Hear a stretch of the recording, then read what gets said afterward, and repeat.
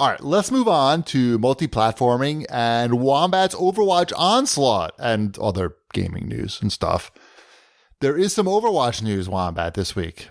I saw there's a new map.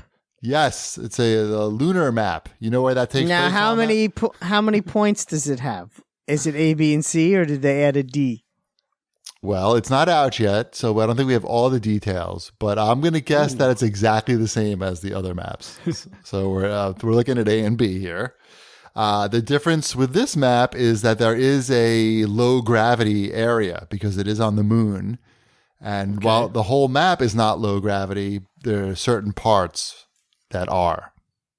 So Borderlands, the pre-sequel. No, certain parts. Not the whole thing. Right. Oh, is that what so like that? Borderlands, the pre-sequel. Well, does it have Objective A and Objective B? I think it has more objectives. Too many like objectives. A whole story for you to play. That sounds and like more a guns. Lot. Too many guns, too much story. You just want A and B and just be done with it. I'm looking forward to that. At Dan Hacker writes in and asks, how's your luck going with the anniversary loot boxes? Because my luck is awful. I mean, I've been tweeting out some of my horrible loot boxes that I've won lately. The last one that I opened was so disgustingly horrible that I couldn't even bring myself to take a picture of the screen and post it because it was just like 3 horrible sprays and a player icon or something. Just shit. I did start playing competitive mode because the season just started again. Because I'm looking for some new things. So do you also play against children in this game? Yes. But you also play with them as well. Not just against. Mm-hmm. Yeah, so we'll see how the season goes. I'm still placing. You have to play 10 matches first before you get your placement. I don't really know what that means, but so let's take a bet right now. Are you going to place higher in the rankings for Overwatch, or do you rank higher in ping pong? I'm not good at either, to be honest. It's not. I'm probably. I don't know.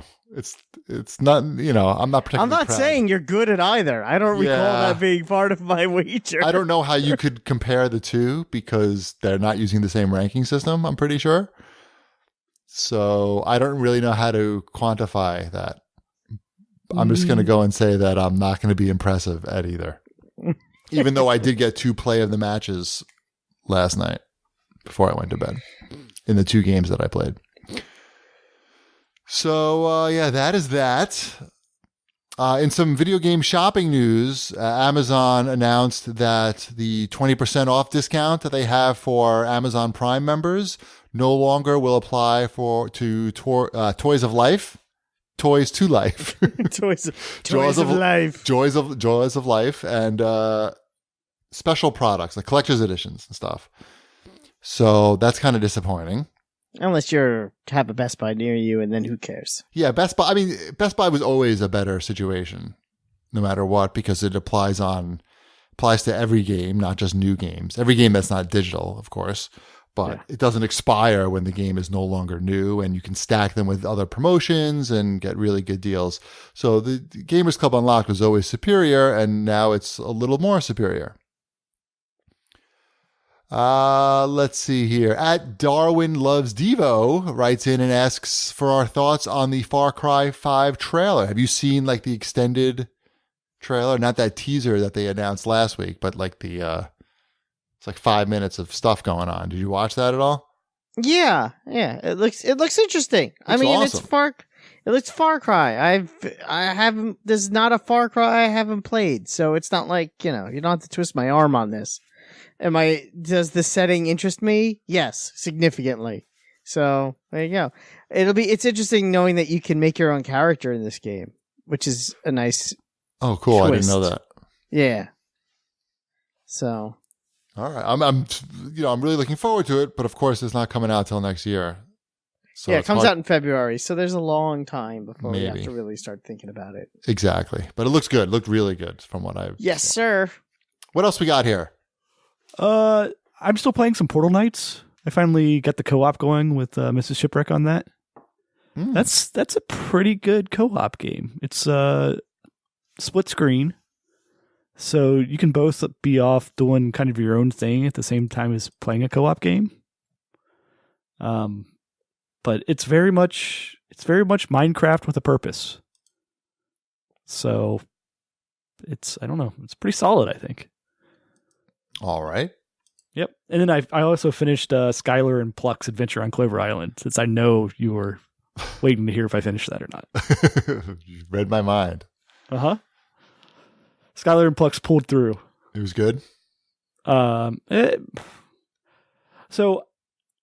Mrs. Shipwreck was watching me play this, and she was commenting on how the graphics and the dialogue were not quite up to par, like with modern games. It very much looks like a PS2 era platformer. And coming off of just playing Ukulele, which has high production values for that type of game, I would say. Like, I was like, yeah, I don't know. This game was probably made by like 5 people or something. And sure enough, the credits roll. There's like 6 names on this game that made this game. So like, given that, it's hard to really be too critical of it, because clearly these people have a passion for making a PS2 character platformer type game, and they did it, and it's playable. It's not bad. Like I enjoyed playing most of it. It's easy. They should put that on the back of the box. It's not bad and easy. It's not bad. It's easy, and I enjoyed playing most of it. Right. Shipwreck, cheap ass gamer. It's got the one thing it does, like you get different powers. The best power is a like slow down time power. It's always the best.